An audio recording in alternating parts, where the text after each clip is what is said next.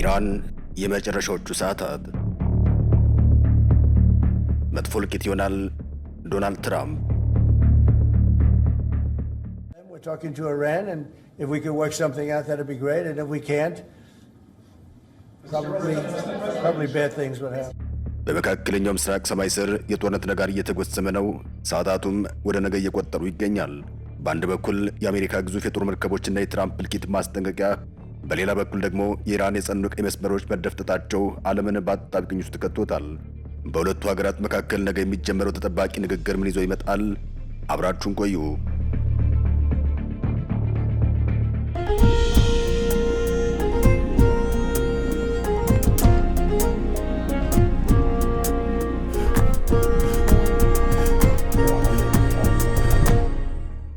ኦማን በመካከለኛው ምስራቅ ሰማይ ላይ ሁሉም ነገር ሊያከትም የቀረበ ይመስላል። በዋሽንግተንና በቴህራን መካከል ለዓመታት የዘለቀው ፖለቲካዊ ፍጥጫ አሁን ላይ ወደ ከፋ ወታደራዊ ግጭት አሊያም ወደማይገመት የዲፕሎማሲ ጎዳና ሊሄድ ይችላል።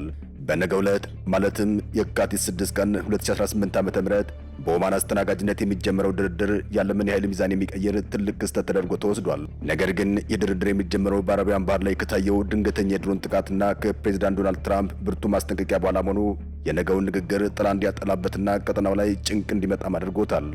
ባለፉት 48 ሰዓታት ውስጥ በአረቢያን ባህር ላይ የተከሰተው ወታደራዊ ግጭት የነገውን ድርድር ጣፋንታ አጣብቂኝ ውስጥ ከቶታል። አሜሪካ በአረቢያን ባህር ወደሚገኘው ግዙፍ የአውሮፕላን ተሸካሚ መርከቧ ላይ በፍጥነት ሲቃረብ የነበረን የኢራን ሻሂድ ድሮን መታ መጣሏን የአገሪቱ ጦር በይፋ አስታውቋል። ይህ ክስተትም በሁለቱ ሀገራት መካከል የነበረውን ጥርጣሬ ወደ ከፍተኛ ደረጃ አሳድጎታል።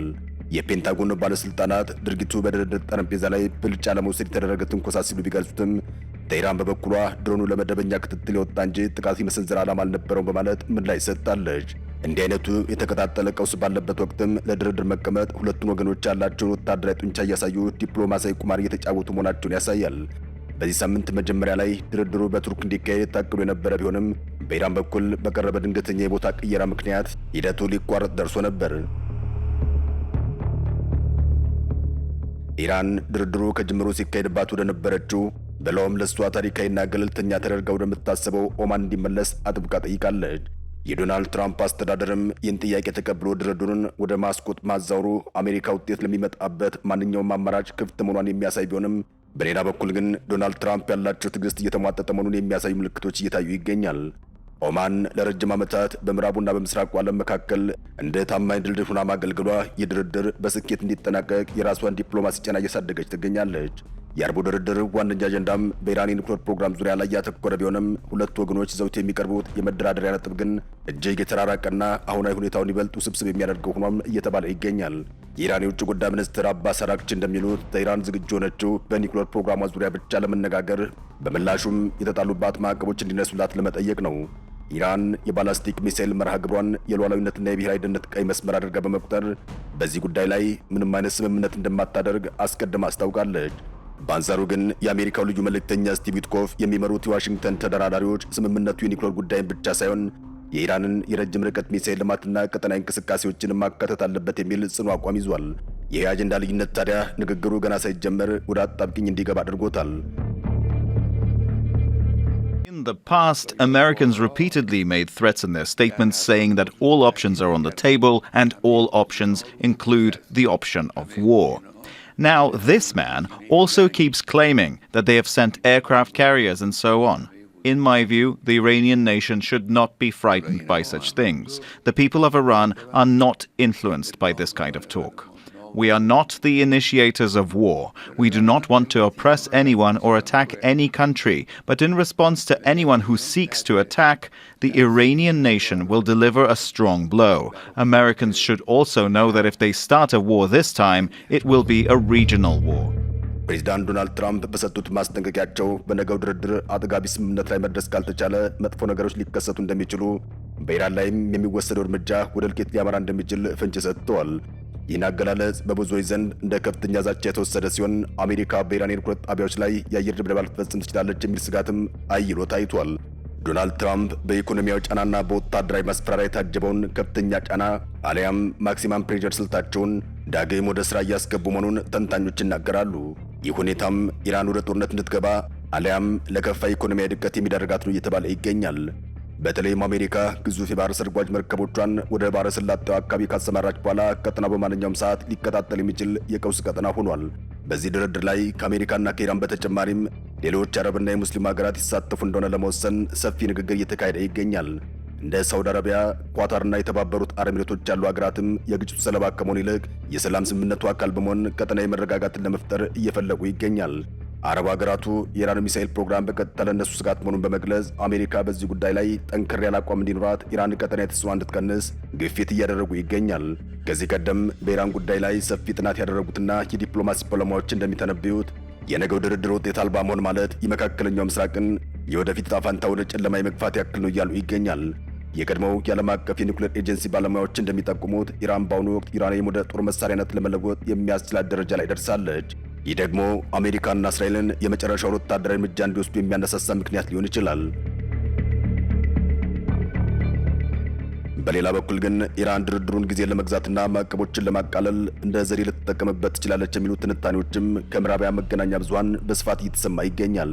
ይሄ የጥርጣሬ ድባብም በኦማን ቤተ መንግስት ውስጥ በሚደረገው ንግግር ላይ ትልቅ ጫና መፍጠሩ አይቀርም እየተባለ ይገኛል።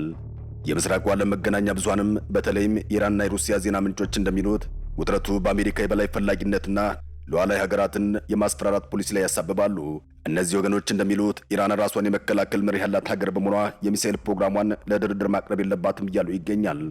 በአንጻሩ ግን እንደ ሲኤንኤን እና ቢቢሲ ያሉ የምዕራቡ ዓለም መገናኛ ብዙሃን ኢራንን ለዓለም ሰላም ጠንቅ የሆነችና የኒኩሌር አረር የታጠቀች ሀገር ለመሆን የምትጥር አድርገው በመሳል የትራምፕ አስተዳደር የሚወስደውን ጠንካራ እርምጃ ይደግፋሉ።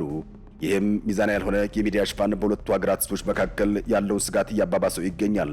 የነገው ድርድርም በእነዚህ ሁለት ተቃራኒ እይታዎች መካከል ያለውን ልዩነት ለማጥበብ የሚሞከርበት ወሳኝ መድረክ ሆኖም እየተነሳ ይገኛል። At this stage, various points have been discussed, and we are reviewing and finalizing the details of each step of the diplomatic process, which we hope to conclude in the coming days. This concerns methods and the working environment. የነገው ድርድር ስኬታማ እንዲሆን ከተፈለገ ግን ሁለቱም ወገኖች የጋራ መካከለኛ መስመር መፈለግ ይኖርባቸዋል። ኢራን የኒውክሌር ማበልጸግ ተግባሯን በተወሰነ ደረጃ ለመቀነስ ዓለም አቀፍ ቁጥጥርን ለመቀበል ፈቃደኛ ልትሆን ትችላለች። አሜሪካ በምላሹ የኢኮኖሚ ማዕቀቦችን በከፊል በማንሳት የኢራን ሕዝብ ለሚያጋጥመው የኑሮ ውድነት መፍትሄ ልትሰጥ ትችላለች ተብሎ ይጠበቃል። ሆኖም ግን የባለስቲክ ሚሳኤሉ ጉዳይ በድርድር ውስጥ ካልተካተተ ትራምፕ ስምምነቱን ላለመቀበል ያላቸው ዕድል ሰፊ ነው። ይህ ደግሞ ድርድሩን ወደ አላስፈላጊ አጣብቅኝ ውስጥ ይከተዋል። ዶናልድ ትራምፕ ስምምነት አድራጊ ወይም ዲል ሜከር ነኝ ቢሉም ለኢራን ያላቸው አቋም ግን እጅግ የጠበቀና ከባድ እንደሆነ ይታወቃል። በታሪክ አጋጣሚዎች እንደምናየው እንዲህ አይነት ከፍተኛ ውጥረት የነገሰባቸው ንግግሮች ብዙ ጊዜ ወደ ስምምነት የሚመጡ ሆነ ጦርነት ሊጀመር ጥቂት ደቂቃዎች ሲቀሩ ብቻ ነው። በኦማን የሚካሄደው ድርድር ከዚህ የተለየ አይሆንም። የስቲቭ ዊትኮፍና የአባስ አራግቺ ፊት ለፊት መገናኘት በሁለቱ ሀገራት መካከል ለዓመታት የቆየውን የዲፕሎማሲ መቋረጥ የሚሰብር ቢሆንም በውስጡ ግን ከፍተኛ ጥርጣሬና ጥላቻን ያዘለ ነው። የቀጠናው ሀገራት መሪዎችም ነገ ከማስቆጥ የሚወጣውን ነጭ ጭስ በጉጉት እየተጠባበቁ ይገኛል። ሁኔታው አሁን ካለበት አጣብቂኝ ወጥቶም ወደ ሰላማዊ መፍትሄ እንዲያመራም የሁለቱም ወገኖች ብልህነትና ወደ ሰፊነት ይጠበቃል። የኢራን መንግስትም ቢሆን በውስጥ በኩል የሚነሳበትን ኢኮኖሚያዊ ጫና ለማርገብ ስምምነት የግድ እንደሚለው ይገመታል። የነገው የአርቡ ድርድር ውጤት በቀጠናው ብቻ ሳይሆን በዓለም አቀፍ የነዳጅ ገበያና በጂኦፖለቲካዊ ሚዛን ላይ ትልቅ ለውጥ ያመጣል። ምናልባት ንግግሩ ውጤት ካላመጣና ፕሬዝዳንት ትራምፕ እንደዛቱትም እርምጃ የሚወስዱ ከሆነ ግን ዓለም አቀፉ የጸጥታው ምክር ቤትና የተባበሩት መንግስታት ድርጅት ሊቆጣጠሩት የማይችሉት ሰፊ ጦርነት ሊቀሰቀስ ይችላል። ኢራን በበኩሏ ለማንኛውም ጥቃት ዝግጁ ነኝ ማለቷ ግጭቱ እስከምን ድረስ ሊሄድ እንደሚችል ፍንጭ ይሰጣል። ሁኔታው አሁን ካለበት አጣብቅኝ ወጥቶም ወደ ሰላማዊ መፍትሄ እንዲያመራ መካከለኛ የማርያም መንገድ ያስፈልጋል። የመጨረሻዎቹ ሰዓታትም እየቆጠሩ ይገኛል። ዓለምም ትንፋሿን ዋጥ አድርጋ የማስቆጥን ውጤት እየተጠባበቀች ይገኛል። በነገው ዕለት የሚታየው ውጤት ቀጣዩን ዓለም አቀፍ ግንኙነት የሚወስን ይሆናል። ዶናልድ ትራምፕ እንደዛቱት መጥፎ ልቂት እንዳይከሰት ዲፕሎማሲ የመጨረሻው ሚና መጫወት አለበት። ኢራን በመጨረሻው ሰዓት አቋሟን ታለዝባለች ወይስ ወደ ጽንፉ ትጓዛለች የሚለው ጥያቄም የነገው የአርብ ትልቅ ፈተና ነው።